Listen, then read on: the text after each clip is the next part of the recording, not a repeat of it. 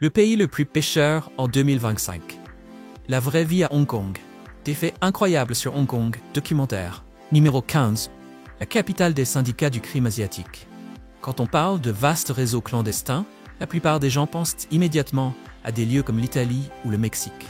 Pourtant, ici, en Asie, Hong Kong fut jadis un véritable refuge pour un monde souterrain doté de plusieurs siècles d'histoire et d'une influence redoutable. Au cours du siècle dernier, les sociétés secrètes connues sous le nom de triades ont bâti un système discret mais structuré, avec des hiérarchies rigides, des codes internes et une gestion presque entrepreneuriale. À leur apogée, elles contrôlaient plusieurs couches de la société, en particulier l'économie informelle. Mais leur influence allait bien au-delà. Les triades ont également investi la scène du divertissement, influençant jusqu'à l'industrie cinématographique hongkongaise. L'image du chef en costume élégant, conduisant une voiture de luxe et entouré d'hommes fidèles, si fréquente dans les films des années 1980 et 1990, n'était pas une pure fiction. Elle reflétait des figures bien réelles, qui façonnaient à la fois la rue et l'écran. À la fin des années 1990, toutefois, les autorités ont lancé de vastes opérations pour démanteler le crime organisé. Peu à peu, la présence publique des triades s'est estompée. Beaucoup d'anciens membres se sont tournés vers des voies légales, fondant des entreprises de sécurité, des bars karaokés, des restaurants ou investissant dans l'immobilier. Certains ont même noué des partenariats avec des sociétés étrangères, utilisant leurs anciens réseaux pour bâtir des affaires légitimes. Quelques ex-membres célèbres sont ensuite devenus consultants en sécurité pour de grandes entreprises du divertissement. Pourtant, leur influence n'a jamais complètement disparu. Le rappel le plus frappant apparaît lors des funérailles. Quand un ancien chef redouté meurt, d'immenses foules se rassemblent, anciens alliés, rivaux et simples curieux. Ces cérémonies deviennent souvent de silencieuses démonstrations de loyauté et de puissance. La police de Hong Kong est presque toujours présente, non pour intervenir, mais pour observer, identifier les visages et recueillir discrètement des renseignements. Pour les enquêteurs, ces moments offrent de rares aperçus d'un monde souterrain devenu toujours plus secret et sophistiqué. Surpris par cette réalité? Si oui, commentez le numéro 1 ci-dessous. Numéro 14. La ville qui compte le plus d'aides domestiques au monde, Hong Kong est l'un des endroits où la proportion de foyers employant du personnel domestique est la plus élevée, non seulement en Asie, mais dans le monde entier. Ce qui surprend, c'est que la majorité de ces travailleuses ne sont pas locales. Elles viennent principalement de pays d'Asie du Sud-Est tels que les Philippines et l'Indonésie. Malgré une population d'environ 7,5 millions d'habitants, Hong Kong compte près de 400 000 travailleuses domestiques étrangères, ce qui signifie qu'environ une personne sur 8 est une employée migrante. Et ce qui est encore plus étonnant, c'est qu'à Hong Kong, il n'est pas nécessaire d'être riche pour en employer une. Pour la classe moyenne, et même pour des familles aux revenus modestes, avoir une employée domestique logée sur place est chose courante. C'est parce que le coût d'embauche est en réalité inférieur à d'autres services. La dépense mensuelle moyenne varie entre 600 et 700 $, incluant le logement et presque toutes les tâches ménagères, de la cuisine au nettoyage, en passant par la garde des enfants et des personnes âgées. Pendant ce temps, envoyer un enfant dans une école maternelle privée ou engager une aide à l'heure peut coûter 2 ou 3 fois plus cher. Pour de nombreuses familles, employer une aide domestique n'est donc pas un luxe, mais une solution pratique et abordable face au rythme intense de la vie urbaine. Si vous visitez Hong Kong un dimanche, vous serez témoin d'un spectacle unique. Des milliers de travailleuses domestiques se rassemblent dans les parcs, sous les ponts, sur les trottoirs et même le long des routes. Certaines s'assoient et discutent, d'autres se reposent à même le sol, comme si elles n'avaient nulle part où aller. À première vue, cela peut ressembler à des groupes de sans-abri occupant l'espace public. Mais ce n'est pas tout à fait cela. Regardez plus près. Vous les verrez rire, jouer aux cartes, danser et chanter au karaoké, transformant la ville entière en un gigantesque pique-nique à ciel ouvert. Ces femmes sont des travailleuses migrantes savourant leur seul jour de repos de la semaine, profitant de quelques heures de liberté. La plupart vivent chez leurs employeurs, souvent dans de minuscules recoins, sous les escaliers ou à proximité des cuisines. Elles travaillent 6 jours sur 7, prenant soin des foyers, des enfants et des aînés, avec seulement le dimanche pour respirer un peu d'air frais. Sans logement privé à elles, Elle transforme les espaces publics de Hong Kong en lieux de retrouvailles, où elles peuvent retrouver leurs amis, partager de la nourriture et renouer avec leur communauté. Un rituel hebdomadaire touchant qui révèle à la fois leur résilience et le rythme social caché de la ville. Numéro 13. Des femmes aisées mais célibataires. Les femmes de Hong Kong offrent une image bien différente du stéréotype asiatique traditionnel que l'on imagine souvent. Leurs visages sont généralement ovales et harmonieux, leurs yeux profonds et captivants, leur peau lisse, couleur ivoire ou légèrement hâlée, rayonne de vitalité. Leur maquillage reste discret, soulignant la beauté naturelle plutôt que l'extravagance. Les coiffures sont souvent lisses ou attachées en chignon bas, teintées de nuances froides ou sombres, comme le brun cendré ou le noir, symbole d'une élégance sobre et d'une confiance tranquille. Cependant, ce qui distingue réellement les femmes de Hong Kong, ce n'est pas leur apparence, mais leur indépendance. Dès les années 1970, alors que dans de nombreuses sociétés asiatiques, les femmes étaient encore associées aux tâches domestiques, celles de Hong Kong avaient déjà intégré le monde du travail, gagnant leur propre argent et traçant leur propre chemin. Payer toutes leurs dépenses, louer de petits appartements ou voyager seules n'a rien d'inhabituel. C'est simplement leur quotidien. Pourtant, ce qui surprend beaucoup, c'est que Hong Kong compte l'un des taux les plus élevés de femmes célibataires d'Asie. Même celles qui se marient le font plus tard, vers 29 ou 30 ans. En Chine continentale, une femme de cet âge serait peut-être déjà qualifiée de laissée pour compte, alors qu'à Hong Kong, beaucoup n'ont même pas encore entamé de relations sérieuses. Une des raisons est démographique. Il y a plus de femmes que d'hommes, ce qui rend les rencontres compatibles plus rares, mais la raison la plus profonde est culturelle. Beaucoup d'hommes se sentent intimidés face à des femmes plus instruites ou gagnant mieux leur vie. Pendant ce temps, les femmes, elles, ne souhaitent plus faire de compromis. Une fois leur indépendance acquise, elles cherchent un partenaire capable de marcher à leur côté, non de dépendre d'elles. Ce décalage rend souvent la connexion difficile. Certaines femmes choisissent même de congeler leurs ovocytes en attendant de rencontrer un partenaire qui corresponde vraiment à leurs attentes. C'est peut-être pour cela que les services de rencontre connaissent un véritable essor à Hong Kong, encore plus populaire que les applications gratuites, malgré des frais initiaux d'environ 255 $. Un organisateur d'événements a révélé que les séances de rencontre de la Saint-Valentin affichent souvent complet plusieurs jours à l'avance, preuve que la recherche de l'amour est devenue une compétition féroce.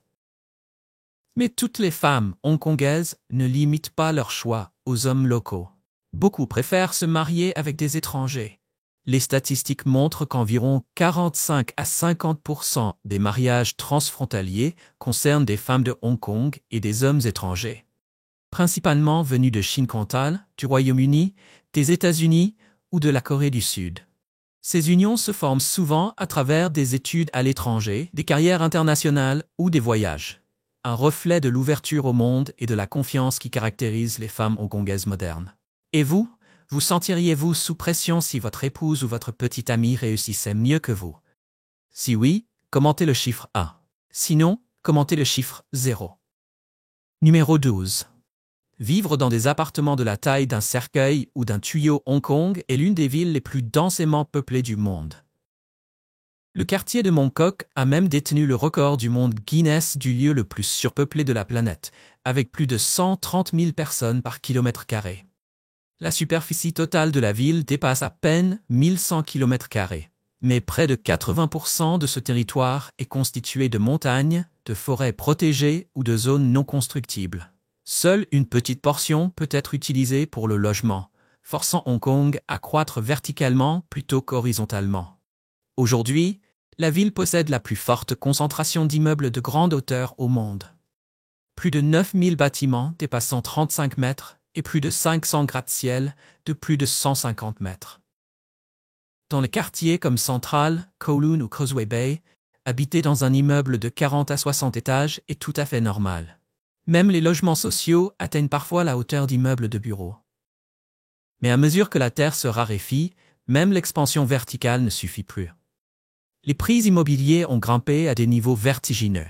En moyenne, acheter un seul mètre carré coûte environ 60 000 $. Ceux qui ne peuvent se le permettre doivent attendre jusqu'à 10 ans pour obtenir un logement subventionné par le gouvernement, sans aucune garantie d'y parvenir. Même les morts manquent d'espace.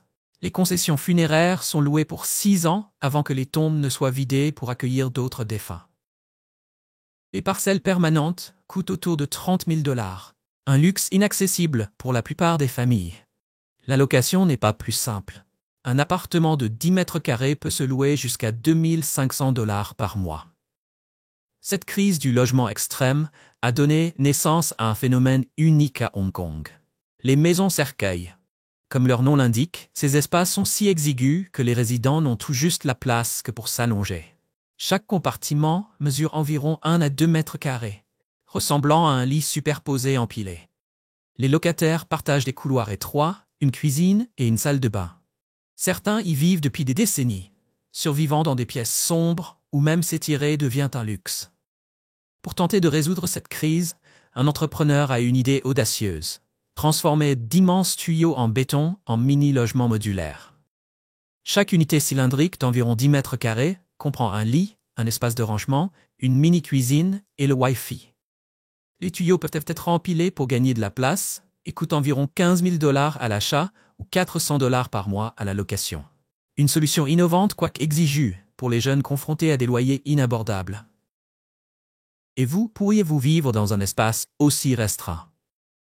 Partagez votre opinion dans les commentaires ci-dessous. Numéro 11. L'endroit le plus superstitieux du monde. Vous ne le saviez peut-être pas, mais Hong Kong est souvent considéré comme l'un des lieux les plus superstitieux de la planète. Bien qu'elle possède plus de gratte-ciel que n'importe quelle autre ville au monde, elle abrite aussi des milliers de temples et de sanctuaires disséminés dans tous ses quartiers. Et contrairement à de nombreux pays asiatiques, où les temples ne se remplissent qu'à certaines fêtes, à Hong Kong, ils sont fréquentés toute l'année. Pour beaucoup d'habitants, aucune grande décision, qu'elle concerne la carrière, l'argent, l'amour ou même l'achat d'un billet de loterie, n'est prise sans consulter la divinité à travers le rituel du bâton de la fortune. Cette tradition consiste à secouer un tube en bambou rempli de baguettes numérotées jusqu'à ce que l'une d'elles tombe. Chaque numéro correspond à une prédiction précise, interprétée comme un présage de chance ou d'avertissement. Aujourd'hui, il existe même des sites web qui permettent d'interpréter ces prédictions en détail. Preuve que cette pratique reste profondément ancrée dans la vie moderne de Hong Kong. Ce qui est remarquable, c'est que le gouvernement ne décourage pas la superstition. Il préserve officiellement ces coutumes comme faisant partie du patrimoine culturel immatériel de la ville. L'un des exemples les plus fascinants est le rituel de chasse aux méchants. Dans ce rituel, on croit que la malchance provient de méchants, des personnes jalouses ou mal intentionnées. Pour les chasser, les habitants font appel à des femmes âgées qui pratiquent une cérémonie particulière. La prêtresse écrit le nom du méchant ou crée une effigie en papier, puis la frappe à plusieurs reprises avec une chaussure ou un bâton de bois, tout en récitant des incantations pour chasser l'énergie négative. Le rituel se termine par la combustion du papier et une prière, symbolisant la purification du destin. Les visiteurs peuvent même tenter l'expérience eux-mêmes. Une séance coûte environ 7 $. La superstition influence aussi la vie quotidienne. L'un des exemples les plus frappants est la peur du chiffre 4. En cantonais, comme en mandarin, le mot 4 se prononce presque comme celui de mort, ce qui en fait un symbole de malheur. À cause de cela, de nombreux immeubles de Hong Kong omettent les étages contenant le chiffre 4.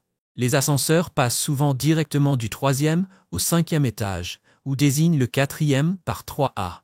Et cela ne s'arrête pas là. Les étages comme 14, 24 et 44 sont souvent supprimés eux aussi. Ces traditions montrent à quel point la superstition reste profondément enracinée dans la culture hongkongaise, même au milieu des tours étincelantes et de la vie ultra-technologique. Souhaitez-vous découvrir d'autres coutumes et croyances étonnantes cachées dans cette métropole moderne? Si oui, commentez le numéro 3 et je vous révélerai d'autres secrets fascinants. Numéro 10. Des lois étranges et strictes à Hong Kong. Certaines lois de Hong Kong sont si inhabituelles que même une bonne intention peut vous coûter une amende. Par exemple, un geste qui semble tout à fait bienveillant, nourrir les pigeons, est en réalité interdit. Dans la plupart des régions du monde, ces oiseaux sont considérés comme inoffensifs et libres d'être nourris. Mais à Hong Kong, il faut une autorisation officielle pour en posséder. Jeter une simple poignée de grains dans un espace public peut entraîner une amende d'environ 1500 $, car le gouvernement estime que cela favorise la propagation de maladies et crée des problèmes d'hygiène dans cette ville très densément peuplée. Et si cela vous étonne, attendez de découvrir les lois sur la monnaie. Les règles relatives à la devise de Hong Kong sont particulièrement précises. Il est interdit d'effectuer un paiement supérieur à 2 $ de Hong Kong en pièces de 10 cents. Et vous ne pouvez pas non plus payer plus de 100 $ de Hong Kong en pièces, quelle qu'en soit la valeur, au cours d'une seule transaction. Les commerçants ont donc le droit de refuser si vous essayez de payer avec un sac plein de pièces. Cette règle, instaurée à l'époque coloniale britannique, visait à empêcher les ralentissements dans les échanges commerciaux. Et elle est toujours en vigueur aujourd'hui. Les amoureux des animaux risquent d'être encore plus surpris par une autre loi. Si votre chien aboie trop souvent et dérange vos voisins ou les passants, vous risquez une amende d'environ 500 $, voire jusqu'à 3 mois de prison en cas de récidive. À Hong Kong, même les aboiements d'un petit chihuahua peuvent être considérés comme une nuisance publique. Mais ces règles ne s'appliquent pas qu'aux animaux. Elles concernent aussi les personnes. Ocean Park, le parc d'attractions le plus célèbre de la ville, impose un code de conduite de 16 pages à ses visiteurs. Parmi ces nombreuses réglementations, il est strictement interdit de jurer, de crier ou de déranger d'autres visiteurs, humains ou animaux. Enfreindre ces règles peut entraîner une expulsion immédiate du parc. Et si vous aimez l'ambiance animée des marchés en plein air, Hong Kong pourrait bien vous surprendre encore. Les marchands ambulants n'ont pas le droit d'interpeller les passants pour attirer des clients. La loi interdit explicitement de crier dans le but d'acheter ou de vendre des marchandises. Un acte passible d'amende. Dans une ville aussi compacte et animée, le calme et l'ordre public sont souvent privilégiés au détriment du tumulte des échanges. Numéro 9. Hong Kong n'est pas un pays. Beaucoup de gens croient encore que Hong Kong est une nation indépendante, et il est facile de comprendre pourquoi. La ville possède sa propre monnaie, son propre passeport, son système juridique, son gouvernement et même ses équipes sportives nationales. Mais en réalité, Hong Kong n'est pas un pays. C'est l'une des 2 régions administratives spéciales de la Chine, aux côtés de Macao. Il est difficile d'imaginer que l'un des plus grands centres financiers d'Asie ait commencé comme un simple village de pêcheurs sur la côte sud de la Chine. Au XVIIIe siècle, les commerçants britanniques et d'autres marchands occidentaux affluaient ici pour acheter du thé, de la porcelaine, de la soie et d'autres produits chinois raffinés, très prisés en Europe. Cependant, lorsque la Chine commença à restreindre le commerce et à limiter l'accès des Occidentaux, les Britanniques se tournèrent vers la contrebande d'opium pour maintenir leurs profits. Cette situation provoqua l'indignation et mena finalement à la guerre entre les 2 nations. La défaite de la Chine la contraignit à céder Hong Kong à la Grande-Bretagne, marquant le début d'une nouvelle ère qui allait transformer complètement la ville. Pendant plus de 150 ans de domination britannique, Hong Kong connut une profonde occidentalisation.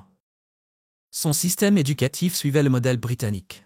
Son gouvernement adopta des lois de style occidental, et son architecture reflétait le design colonial. Des bâtiments administratifs aux églises et aux écoles.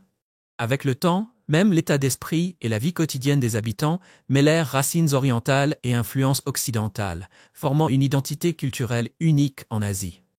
En 1997, après un siècle et demi de gouvernance britannique, Hong Kong fut officiellement restitué à la Chine. Mais ce transfert ne fit pas disparaître du jour au lendemain ces systèmes distincts. Selon l'accord historique entre la Grande-Bretagne et la Chine, Hong Kong devait fonctionner sous le principe d'un pays, 2 systèmes. Cela signifiait que, bien que la région relève de la souveraineté chinoise, elle conserverait ses propres cadres économiques, juridiques et sociaux pendant au moins 50 ans. En d'autres termes, Hong Kong n'est pas une nation, mais à bien des égards, elle fonctionne davantage comme un pays indépendant que n'importe quelle autre région du monde. Numéro 8. La vie nocturne à Hong Kong. Hong Kong est connue comme la ville qui ne dort jamais. Un endroit où la vie nocturne n'est pas seulement un divertissement, mais une véritable façon de vivre. Parce que la plupart des logements sont petits, les habitants sortent rarement après la tombée de la nuit. Ils préfèrent se promener, retrouver des amis, admirer la ligne d'horizon illuminée ou se détendre dans l'un des nombreux cafés ouverts tard. Beaucoup de ces cafés proposent des jeux de cartes ou de mini-tables de mahjong, permettant aux gens de se relaxer pendant des heures avant de rentrer chez eux. Après 20 heures, la ville entière semble s'éveiller. Les rues, les parcs et les centres commerciaux se transforment en salons à ciel ouvert pour tous. Parmi les lieux les plus prisés figure Mongkok, le cœur vibrant des marchés nocturnes de Hong Kong. Chaque rue a son propre thème. Le Ladies Market regorge d'étals proposant vêtements, sacs à main, souvenirs et appareils électroniques, authentiques ou imités. Le Goldfish Market expose tout, des poissons communs aux spécimens japonais importés valant des milliers de dollars, tandis que Pet Street et le Flower Market débordent d'animaux, d'accessoires et de fleurs fraîches. Pour d'autres, les centres commerciaux représentent la retraite idéale du soir. À Hong Kong, un centre commercial est bien plus qu'un simple lieu de shopping. C'est un monde à part. À l'intérieur, on trouve des restaurants, des cinémas, des salles de sport, des bibliothèques, des musées et même des salles de spectacle. On peut y passer toute la nuit sans jamais s'ennuyer. Et puis, il y a le Siya, la célèbre tradition du repas de nuit. Après 22 heures, les restaurants se remplissent à nouveau, tandis que les habitants se rassemblent autour de dim sum, de nouilles ou de collations de rue, un second dîner profondément ancré dans la culture hongkongaise. Mais aucune description de la vie nocturne de Hong Kong ne serait complète sans mentionner Lan Kwai Fong, le quartier festif le plus célèbre de la ville. Fondé à la fin du XIXe siècle, il a gagné le titre de capitale de la fête en Asie, attirant des visiteurs du monde entier venus boire, danser et célébrer jusqu'à l'aube. Aujourd'hui, Lan Kwai Fong est bordé de plus de 100 bars, restaurants et clubs offrant tout. Des pubs britanniques et izakaya japonais aux luxueux bars à cocktails. Lors des grandes soirées, comme Halloween, Noël ou le festival annuel de la gastronomie et du vin, toute la rue se transforme en un immense carnaval, animé par la musique, les costumes et une énergie qui dure jusqu'au lever du soleil. Numéro 7. Le système de transport le plus unique et le plus efficace au monde. Les transports publics à Hong Kong sont largement considérés comme l'un des systèmes les plus efficaces de la planète. De nombreuses études internationales le classent régulièrement parmi les 3 premiers au monde pour sa rapidité, sa fiabilité et sa couverture. Le meilleur exemple est le réseau de métro MTR de la ville. Aux heures de pointe, les trains arrivent toutes les 2 à 4 minutes, avec un taux de ponctualité atteignant 99,9%, encore plus élevé que celui du Japon. Le MTR relie toutes les grandes zones de la région, l'île de Hong Kong, Kowloon, les nouveaux territoires et même l'aéroport international. Voyager du centre-ville à l'aéroport prend seulement environ 25 minutes et traverser toute la ville prend moins d'1 heure. Chaque wagon est équipé d'écrans numériques diffusant des nouvelles et du divertissement, des potins de célébrités aux gros titres mondiaux, garantissant que même les trajets les plus courts ne sont jamais ennuyeux. Le système de transport hongkongais se distingue également par sa créativité et son souci du confort. Une entreprise, par exemple, a lancé un bus du sommeil, un trajet de 5 heures conçu uniquement pour la détente. Les passagers reçoivent des masques pour les yeux, des couvertures et des bouchons d'oreilles afin de faire une sieste pendant que le bus parcourt lentement la ville. Les billets coûtent entre 13 $ et 50 $ selon la place et cette idée est devenue une attraction unique, tant pour les habitants que pour les touristes. Même l'aéroport reflète cette culture du confort et de la commodité. L'aéroport international de Hong Kong est si vaste que beaucoup plaisantent en disant qu'il pourrait abriter une petite nation. On y trouve des centres commerciaux, des cinémas, des restaurants, des terrains de golf et des espaces de loisirs. C'est une destination à part entière. De nombreux voyageurs disent qu'il faut arriver plusieurs heures avant son vol, non pas à cause des contrôles de sécurité, mais parce qu'on risque de perdre la notion du temps en profitant de tout ce qu'il offre. À Hong Kong, les transports ne servent pas seulement à aller d'un point A à un point B. C'est une expérience fluide, confortable et agréable qui transforme chaque trajet en partie de l'aventure. Numéro 6. Les lieux mystérieux de Hong Kong. L'un des endroits les plus réputés de Hong Kong pour son atmosphère terrifiante est l'hôpital psychiatrique de Sai Ying Pun, surnommé par les habitants la Maison des Fous. Construit à la fin du XIXe siècle, pendant la période coloniale britannique, il a servi d'asile psychiatrique pendant des décennies, traitant des milliers de patients et devenant associé à de nombreuses morts inexpliquées. Après son abandon, le bâtiment est rapidement devenu le centre d'innombrables histoires de fantômes. Les résidents voisins affirment que, la nuit, des cris terrifiants résonnent à l'intérieur, comme venues d'âmes en souffrance, alors que le lieu est désert depuis des années. D'autres racontent avoir vu des silhouettes vêtues de blouses blanches apparaître aux fenêtres avant de disparaître. Ceux qui ont osé entrer décrivent avoir entendu des chariots rouler dans les couloirs vides ou senti l'odeur piquante du désinfectant flotter dans l'air. Plusieurs équipes de documentaristes et d'enquêteurs paranormaux ont installé des enregistreurs pendant la nuit, captant des bruits mystérieux, des pas et de faibles murmures dans des langues inconnues. Bien qu'aucun de ces phénomènes n'ait jamais été expliqué, la Maison des Fous demeure l'un des sites les plus hantés de Hong Kong. Un autre lieu empreint de mystère est le parc Bride's Pool, à Tai Mai Tuk, une zone naturelle paisible située au nord-est de Hong Kong. Le jour, c'est un véritable paradis de cascades, de bassins limpides et de sentiers forestiers. Mais une fois le soleil couché, l'atmosphère devient troublante. Selon la légende locale, une jeune mariée serait tombée de son palanquin dans la cascade le jour de son mariage et se serait noyée avant la cérémonie. On dit que son esprit hante encore les lieux.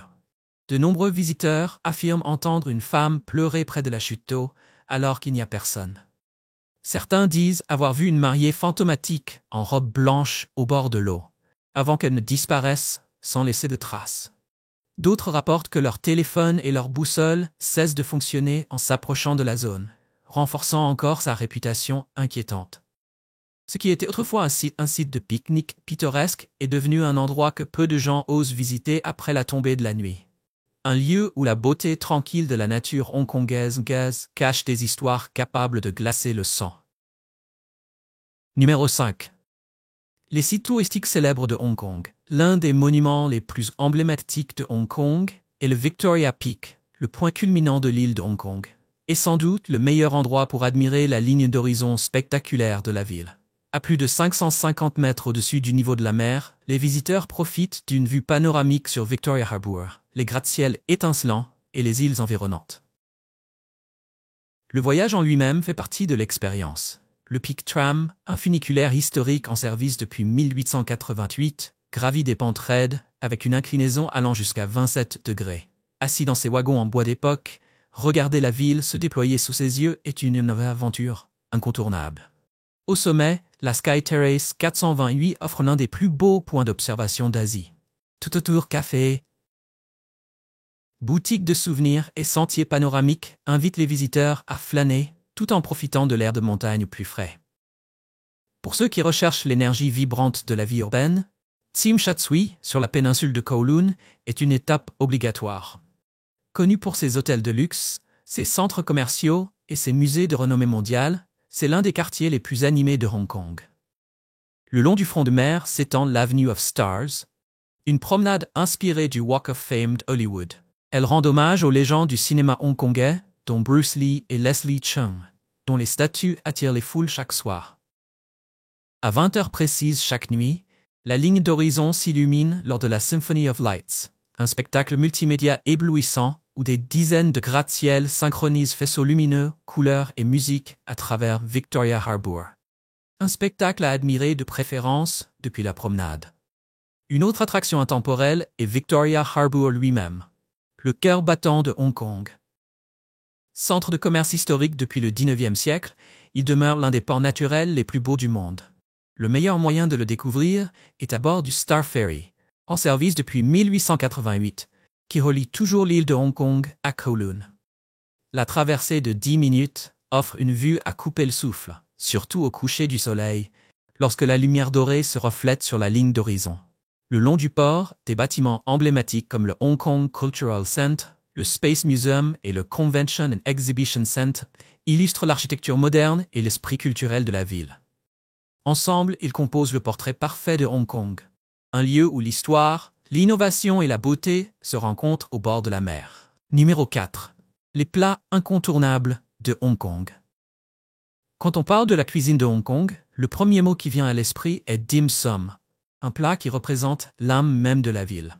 Le dim sum n'est pas qu'un simple repas, c'est un véritable art de vivre. La tradition séculaire du yum cha, qui signifie boire le thé, serait incomplète sans ces petites bouchées savoureuses qui rassemblent famille et amis. Il existe des centaines de variétés à goûter. Des délicats raviolis aux crevettes, hargao et boulettes de porc sumé aux brioches vapeur, rouleaux de riz aux crevettes et brioches au cœur fondant de jaune d'œuf salé. Chaque bouchée enferme une part du patrimoine culinaire hongkongais. Un autre plat à ne pas manquer est l'oie rôti, véritable joyau de la cuisine cantonaise. L'oie est marinée dans un mélange secret d'épices, séchée à l'air libre, puis rôtie au charbon jusqu'à ce que la peau devienne croustillante et dorée, tandis que la chair reste tendre et parfumée. Elle est servie en fines tranches avec une sauce aux prunes sucrée et du riz blanc fumant. Certaines enseignes d'oie rôti à Hong Kong existent depuis plus d'un demi-siècle, attirant de longues files d'attente dès l'aube. Quelques-unes possèdent même des étoiles Michelin, malgré leur apparence modeste de petits restaurants de rue. Pour les amateurs de street food, les boulettes de poisson au curry sont une institution. Présentes dans presque tous les marchés nocturnes et stands de rue, ces boulettes dorées et frites sont piquées sur des brochettes et nappées d'une sauce au curry épicée, servie bien chaude et parfumée. Les habitants en grignotent souvent en se promenant dans les rues animées. Un véritable avant-goût de la vie nocturne de Hong Kong. Aucun voyage culinaire à Hong Kong n'est complet sans un dessert, et la tarte aux œufs reste un grand classique. Introduite durant la période coloniale britannique, elle marie la tradition pâtissière occidentale au goût local, plus légère, moins sucrée, mais tout aussi riche et crémeuse. Dégustée tiède, avec sa garniture lisse et sa pâte feuilletée, elle est tout simplement irrésistible, surtout accompagnée d'une tasse de thé au lait à la hongkongaise. Justement, le thé au lait de Hong Kong est bien plus qu'une boisson. C'est un symbole culturel. Préparé à partir d'un mélange de thé noir fort et adouci avec du lait concentré sucré, il offre une saveur à la fois onctueuse et corsée, mêlant amertume et douceur. Contrairement à son cousin taïwanais plus sucré, le thé au lait hongkongais est audacieux, réconfortant et profondément enraciné dans la vie quotidienne. Présent partout, des écopes de rue au café raffiné. Ensemble, ces plats incarnent l'esprit de Hong Kong. Une fusion entre l'Orient et l'Occident, entre tradition et modernité, entre simplicité et raffinement, toujours servi bien chaud. Numéro 3. Les festivals uniques de Hong Kong. L'un des festivals les plus singuliers de Hong Kong est le Cheung-Chou Bun Festival, célébré chaque année au 5e mois lunaire sur l'île de Cheung-Chou. En apparence, c'est une fête traditionnelle, destinée à prier pour la paix et chasser les mauvais esprits. Mais ce qui la rend mondialement célèbre, c'est sa compétition d'escalade de tours de petits pains absolument spectaculaire. Il y a plusieurs siècles, les habitants croyaient que les petits pains symbolisaient le bonheur et la bonne fortune. Ils ont donc commencé à ériger d'immenses échafaudages en bambou, recouverts de milliers de petits pains blancs. Lorsque la fête commence, les participants s'élancent pour grimper jusqu'au sommet de ces tours et attraper autant de petits pains que possible. Ceux qui atteignent le sommet sont censés s'assurer la chance pour toute l'année. La tradition faillit disparaître en 1978, lorsqu'une tour s'effondra, blessant plusieurs personnes. Mais les habitants ont ravivé la coutume en mettant en place des règles de sécurité plus strictes. Aujourd'hui encore, l'événement reste le cœur du festival, attirant chaque année d'immenses foules de concurrents et des dizaines de milliers de spectateurs. Une autre célébration très aimée est le Festival des bateaux dragons, organisé chaque année au mois de juin pour honorer Qi Yuan, un poète loyal de la Chine ancienne. Bien que les cérémonies commémoratives fassent partie de la tradition, Hong Kong a transformé ce jour en un spectacle éclatant de couleurs et d'énergie. Le point culminant en est les courses de bateaux dragons, des équipes de rameurs pagaient avec acharnement au rythme des tambours, tandis que les embarcations décorées glissent sur l'eau, encouragées par les foules massées sur les berges. Le festival est indissociable de son plat emblématique, le zongzi, des boulettes de riz gluant enveloppées dans des feuilles de bambou et garnies de viande, de haricots ou de jaune d'œuf. La légende raconte que les gens jetaient autrefois ces boulettes dans la rivière pour protéger le corps de Qi Yuan des poissons. Aujourd'hui, on les mange pour honorer sa mémoire et souhaiter prospérité et bonheur. Tout aussi enchanteur est le Festival des lanternes de la mi-automne, célébré le 15e jour du 8e mois lunaire.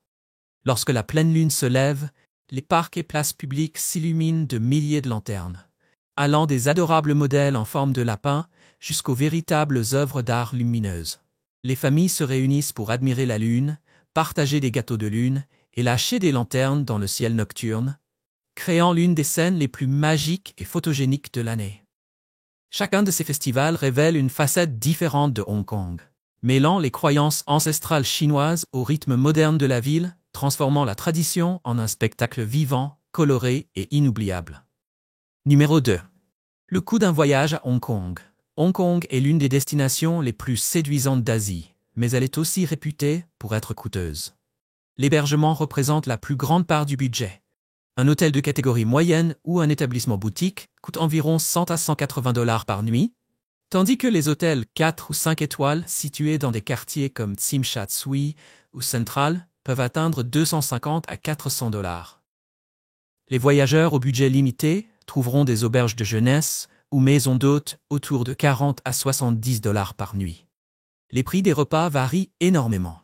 Un plat simple ou de la street food revient à environ 5 à 10 $, tandis qu'un repas dans un restaurant de gamme moyenne coûte 20 à 40 $ par personne. Les repas gastronomiques ou étoilés Michelin peuvent atteindre 60 à 100 $. Les transports publics sont à la fois efficaces et abordables. Les trajets en MTR coûtent environ 1 à 3 $, les trajets en bus 1 à 2 $, et les voyageurs peuvent utiliser une carte Octopus pour tous les transports publics, dépensant environ 7 à 10 $ par jour. Les attractions conviennent à tous les budgets.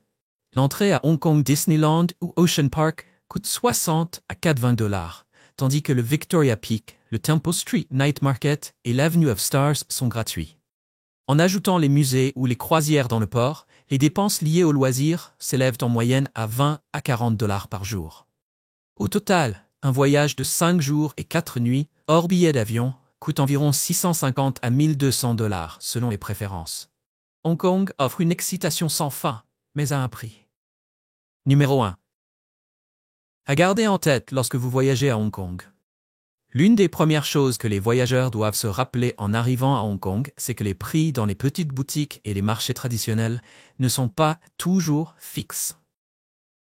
Dans des endroits comme le Ladies Market ou la rue Temple Street, les vendeurs annoncent souvent des prix élevés aux touristes, avant d'offrir de généreuses réductions pour donner l'impression d'une bonne affaire. C'est une pratique courante, alors ne vous précipitez jamais pour acheter au premier prix proposé. Comparez plusieurs stands et marchandez poliment, c'est tout à fait normal et même attendu dans les marchés locaux. Si une boutique n'affiche pas clairement ses prix ou refuse de délivrer un reçu, mieux vaut s'en aller. Les produits y sont parfois contrefaits ou de qualité médiocre. Dans les petits restaurants, soyez attentifs aux frais cachés. Certains établissements ajoutent automatiquement des suppléments ou servent de petites entrées, comme des cacahuètes ou des légumes marinés, que vous n'avez pas commandés, puis les incluent dans l'addition. Pour éviter les mauvaises surprises, lisez bien le menu et vérifiez si les frais de service sont compris avant de commander. Si le personnel vous apporte quelque chose que vous n'avez pas demandé, vous pouvez le refuser poliment. Les taxis peuvent aussi prêter à confusion pour les visiteurs qui découvrent la ville. La plupart des chauffeurs sont honnêtes, mais certains choisissent des trajets plus longs pour augmenter le tarif, surtout s'ils sentent que vous êtes nouveau à Hong Kong. Pour éviter cela, utilisez une application de carte pour suivre le trajet ou écrivez votre destination en chinois et demandez une estimation du prix avant de monter. Prenez toujours un taxi dans une station officielle et évitez d'en aller un au hasard, surtout tard dans la nuit. Certaines voitures non autorisées utilisent illégalement des panneaux de taxi. Enfin, Hong Kong applique des règles très strictes concernant le comportement dans les lieux publics. Manger ou boire dans le métro MTR peut entraîner une amende de plusieurs milliers de dollars de Hong Kong, et jeter des déchets ou fumer dans des zones interdites peut coûter encore plus cher, parfois plus qu'un billet d'avion aller-retour. De nombreux touristes ont été verbalisés simplement pour avoir mâché un chewing-gum dans le train. Le mieux est donc de ne rien manger ni boire du tout pendant vos déplacements en transport public. Nous avons maintenant exploré ensemble 15 faits fascinants et uniques sur Hong Kong. J'espère que ces informations vous offriront un nouveau regard sur cette ville extraordinaire et qu'elles vous aideront à en profiter pleinement, avec confiance et respect pour ses coutumes locales. J'espère que tu as aimé la vidéo d'aujourd'hui. Si c'est le cas, n'oublie pas de cliquer sur le bouton j'aime et de t'abonner à la chaîne pour ne pas manquer les prochaines vidéos passionnantes. Ton soutien nous aide à continuer à créer du contenu encore meilleur. Assure-toi de regarder la prochaine vidéo qui apparaît à l'écran, je suis sûr que tu vas l'adorer. N'oublie pas de laisser un commentaire sur le pays que tu aimerais que nous explorions prochainement. Merci beaucoup d'avoir regardé et à très bientôt dans la prochaine vidéo.